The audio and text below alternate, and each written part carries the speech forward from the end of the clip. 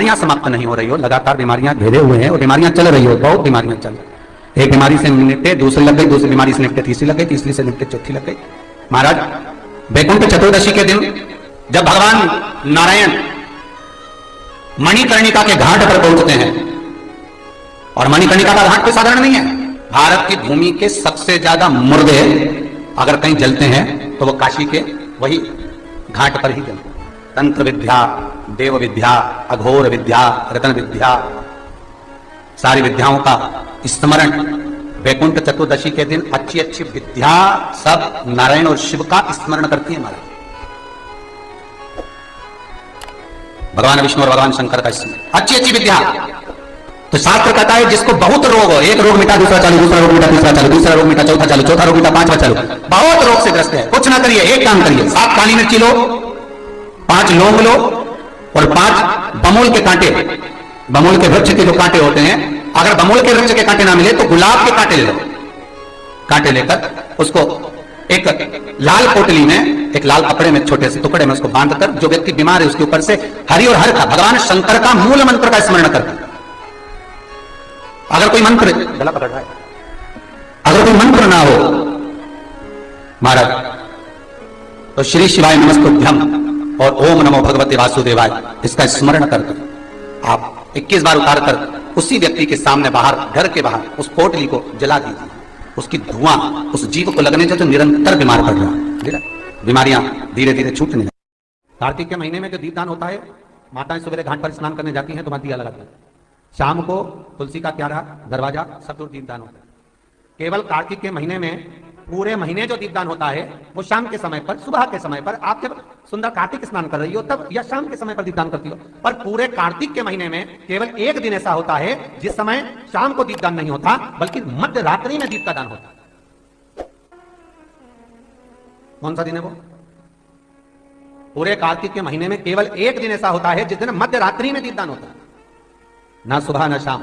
हाँ, सुबह शाम आप तुलसी जी को लगा रहे हो अपनी जगह पर तुम अगर कार्तिक के महत्तम का स्मरण कर रहे हो, कार्तिक का स्नान कर रही हो, कार्तिक नहा रहे हो, या कार्तिक का व्रत कर रहे हो, या पचवीगन का व्रत कर रहे हो, या भीष्म पंचक का व्रत कर रहे हो, या कार्तिक स्मरण का व्रत कर रहे हो, कार्तिक का अनुष्ठान कर रहे हो, तो उसमें एक दिन ऐसा होता है जिस समय सुबह शाम दीपदान का फल नहीं है, रात्रि के मध्य में दीपदान का फल है, और वो है वैकुंठ चतुर्दशी का दिन। पूरे कार्तिक के महीने में केवल एक ही दिन रहता है जिस दिन शाम के दीपदान का फल नहीं है, मध्य रात्रि के दीपदान का फल। दीपावली पर जो दिए लगाए वो 11 दिए, 21 दिए, 5 दिए, 7 दिए, ऐसे लगाए जाते हैं। एकादशी के दिन जो दीपदान करा उसमें 11 दिए, 7 दिए, 21 दिए, ऐसा दीपदान होता है।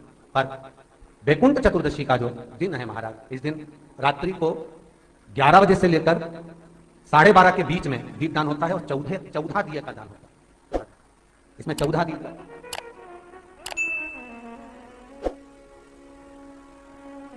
14 निवेदन है आप सबसे कि प्रयास करना कि घर के बाहर आप एक दीप का जलाशय है, पानी का स्थान है, वहां रख दें, और एक दीप तुलसी के क्यारे के पास रखें, बाकी के दीप आप घर के बाहर लगा। 14 दीप। वृंदा, वृंदा की आंखों से आंसू बह रहे हैं, नैनों से नीर बह रहे, और वृंदा ने उसी समय भगवान शंकर को बुलाया, भोलेनाथ पधारो पधारो। शिव सामने आए,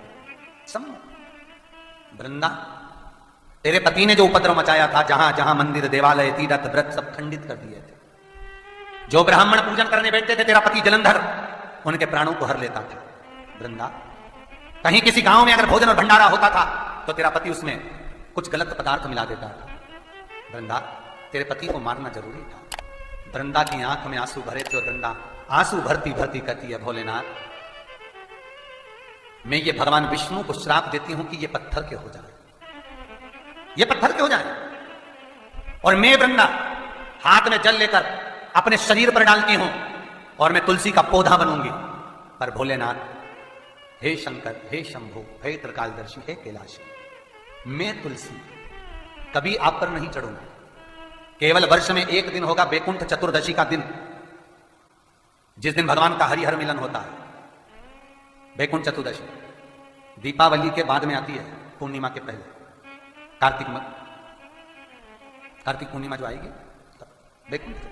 और इस बैकुंठ चतुर्दशी का बड़ा महत्व है साहब।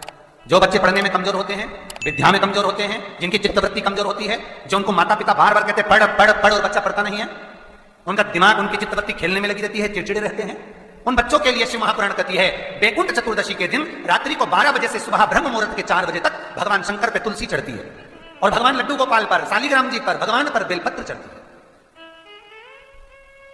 12 बजे से 4 बजे के बीच में वो तुलसी और बेलपत्र उठाकर शहद की शीशी में रख लीजिए और वो शहद को जो बच्चा पढ़ने में कमजोर हो, विद्या में कमजोर हो, बुद्धि में कमजोर हो, चित्तवृत्ति में कमजोर हो, उस बच्चे को 1 महीने तक वो बेलपत्र का, वो तुलसी डली हुई बैकुंठ चतुर्दशी की वो पूजन सामग्री अर्थात वो बेलपत्र, वो तुलसी का शहद 1 महीने तक बच्चे को चटाइए।